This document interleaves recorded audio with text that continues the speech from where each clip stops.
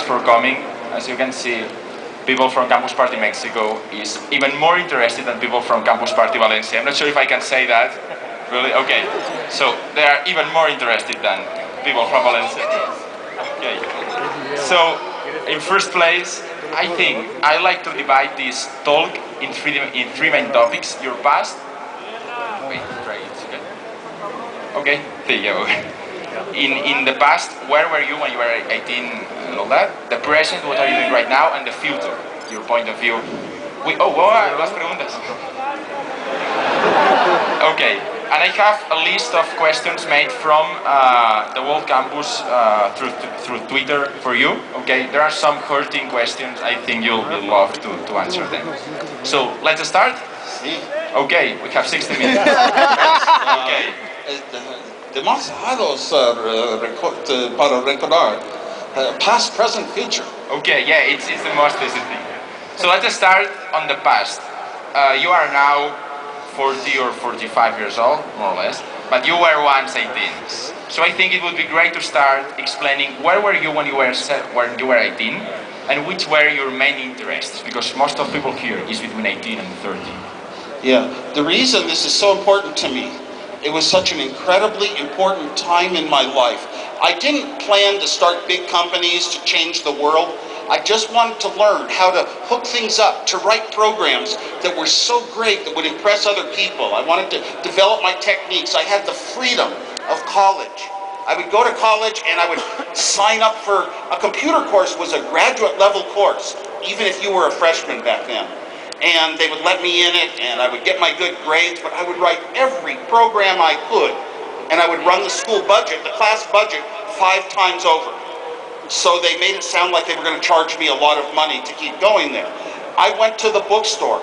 I bought every manual on every programming language I could find, even though I wasn't taking courses. It was just a time of life where you know what your passion in life is. You love these computers. You want to get good. I was even in high school. You could give me a description of a computer, I could design it with chips in 2 days. Every single computer that was made back then.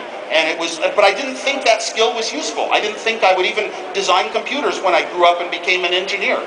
Computers were so far off of vision, but they were what you love to do when nobody's paying you.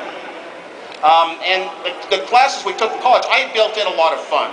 I would build electronic devices. I was a ham radio operator from early days, and I would build little transmitters that would jam the television, and I would get people to hold their bodies in strange positions to make the TV work.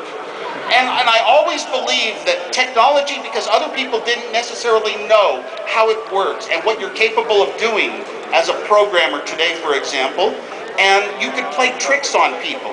You could make strange things, and they wouldn't know what was really causing it. That's great. Let's move on when you started to create Apple. I would love to know how the idea of creating a company such as Apple appeared, and which was your role in that love story?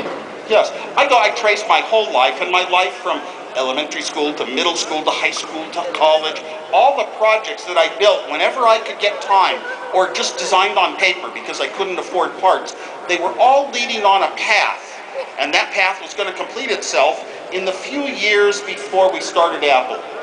And I worked at Hewlett-Packard. I was lucky to have a great job for what I consider the greatest company in the world.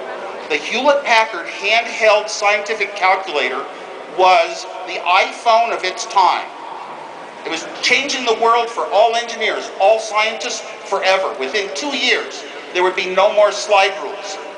And that now lots of companies make those products, but at once it was only Hewlett-Packard. And I got a job as an engineer, designing these things, even though I did not have a college degree. I showed them that I knew how to design products that work, and that was all you needed. If you can do the job, you can work here. I wish so many times you go to a company and they say, well, you have to have this experience and that experience, have done these things before, and they don't often recognize that young people who have a talent of putting small things together to create bigger things are really the heart of the matter. While I was working at Hewlett-Packard, though, I had a problem. I loved electronics.